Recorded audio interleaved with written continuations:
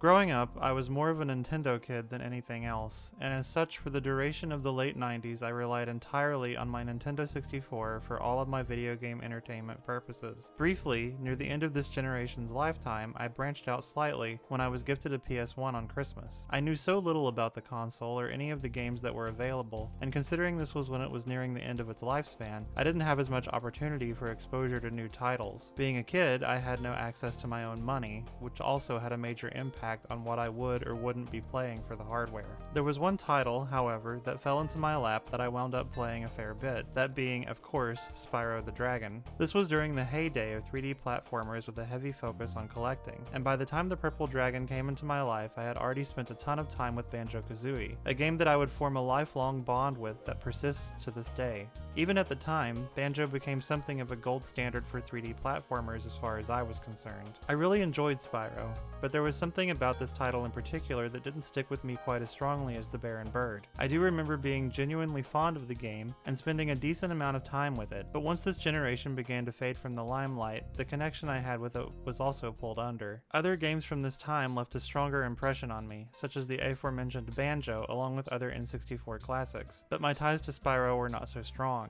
Throughout life, like anyone else, I've gone through multiple phases of varied tastes and interests. It's specifically ever-changing and flimsy when you're a kid, but as an adult I found that it has slowed down more and more. If I had to hazard a guess as to why my bond with the dragon was not as strong and everlasting as others, I can somewhat recall the way I felt about it all those years ago. To a 10 or 11-year-old me, there was something that was almost too simple about Spyro. I'm not totally sure why I had this impression, as the other games I played at the time were not exactly complex themselves, but it may have been that I was getting older and maybe something about the overall aesthetic struck me as being a little too childish. It's silly, as this is something that doesn't bother me now at all, and, as you'll see, is actually a thing that I consider to be one of Spyro's strengths. Regardless, despite that I struggled to dig deep into Insomniac's blockbuster 3D platformer, I did like it, and although I didn't have the strongest attachment to it, it did live on in the back of my mind for years to come. Decades passed, the remakes happened, and at times I was reminded faintly of the time I had spent with the game.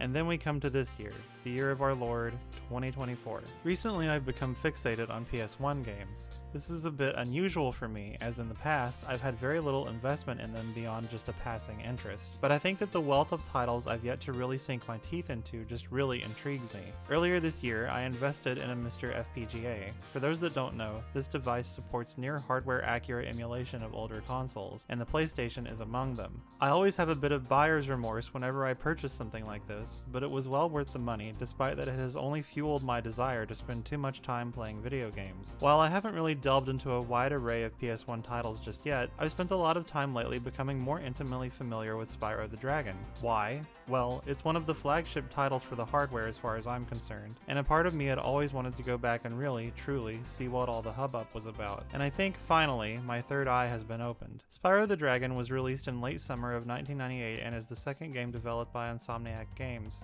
During this era, mascot platformers were still all the rage, though we're starting to slowly fizzle out. Spyro, an adorable purple dragon with a subtle attitude, managed to still capture the hearts of many even during the twilight years of the mascot boom. Maybe it's just me, but it seems like marketing for this game was everywhere at the time, and everyone knew Spyro. If my parents were in the know, it was popular, it was something people talked about, and they talked about it for good reason. To put it simply, I could just say Spyro is fun, Spyro is colorful. These are undeniable truths, of course, but I want to go a little deeper. I've always had a love for 3D platformers with a heavy emphasis on collecting, as I touched on earlier, and Spyro excels at this, even more so than I had previously given it credit for. First of all, this game feels huge. It's not Skyrim or Breath of the Wild, but it is enormous. Hub worlds feel sprawling and open-ended, along with the individual worlds that dot their landscapes that also come off as vast and freeing to explore. 3D platforming was nothing new for the PS1 at the time, but in my own personal experience, I hadn't really played anything that captured the same sense of scale that Spyro does. Despite that the areas are so large and beautiful, the game runs rather smoothly and just all around feels like a premium package. This is due, in no small part, to the shifting LOD featured prominently in the landscapes. I didn't expect to really learn much of anything while doing a bit of research for this video, but I finally know now what LOD LOD means. It stands for level of detail, and refers to when geometry for 3D models is simplified at a distance. This is a technique I've been very aware of for many years now, and I was aware of the term LOD, but had never put the two together until now.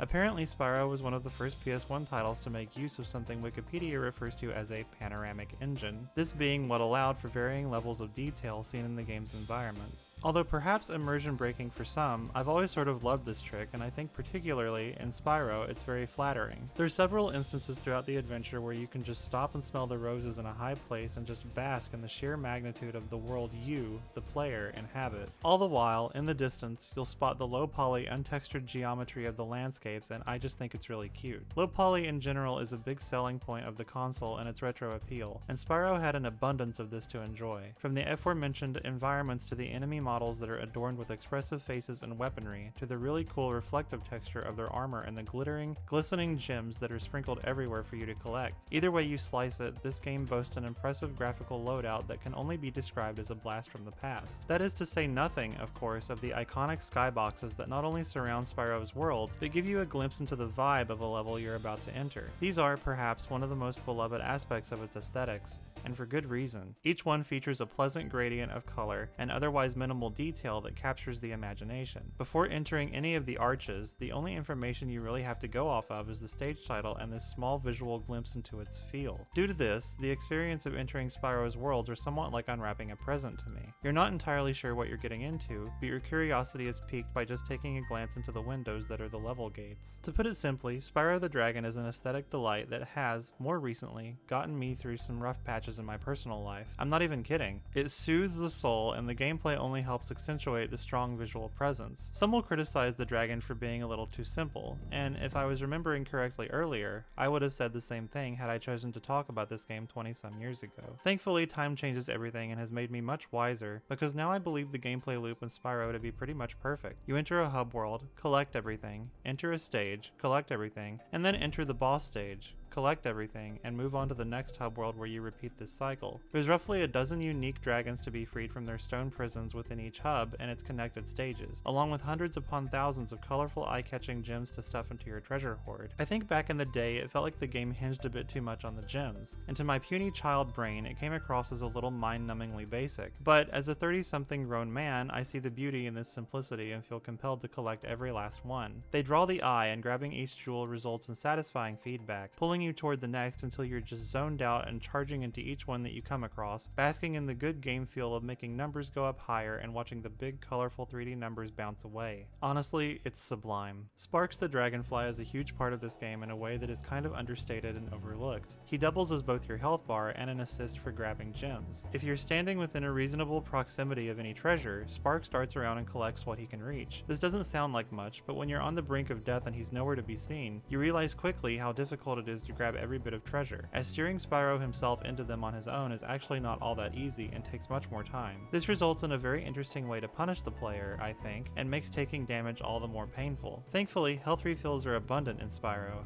as all you need to do is flame any nearby wildlife to bring your dragonfly friend back from the dead and to beef him back up to 100%. And you'll want him to be, as there are sections throughout the adventure that are actually pretty tough. Enemies come in a few flavors, each one playing into one of Spyro's abilities, his charge and his flame breath. Enemies with metal shielding cannot be flamed, for example, and must be knocked away with a headbutt. On the flip side, however, larger enemies are generally resistant to the charge and can be vanquished with a fiery blast. Some can be tackled either way as well. I enjoy this system as it is easy to understand and each foe can be read visually for a cue as to how to dispatch them. The game even buffs these abilities later on with supercharged ramps and a powered up temporary flame that is required to overcome certain creatures that, at first, seem otherwise invincible. With these things in mind, it can be said that Spyro the Dragon is not at all devoid of challenge. Among the trickier later game enemies and the usual platforming perils, the supercharged ramps that are introduced in World 3 present an opportunity for a lot of error and will no doubt take some getting used to. In this same world, the game asks you to take advantage of the added speed and airtime gained from the ramps to collect some of the out-of-reach treasure, which can take some trial and error to really get the hang of, or maybe I'm just stupid. The pinnacle of all the things Spyro teaches you about its mechanics doesn't even come at the game's finale, but rather in the infamous treetop stage, a level consisting of isolated platforms that are surrounded by supercharged ramps. Although it attempts to illustrate to the player how it is expected of them to go about reaching these seemingly impossible areas of the map, I actually missed it. If you can keep up with at least one of these egg thieves, you can watch him go go around the intended path, and only on a couple of my repeated playthroughs did I actually realize this. I thought he just ran away and disappeared immediately, and it was just fully up to you to put the pieces together. Either way, Treetops is known for its insane difficulty spike. There are two sections of the map that are out of reach without proper pathing and jumping from one ramp to the other, and honestly I'm not sure how you're supposed to figure these out on your own if you miss the thief. There is no other cue that I'm aware of that points you in the right direction or sequence of ramps. You're kind of at the mercy of trial and error or looking it up online, which I shamefully resorted to on the first of my recent runs of the game.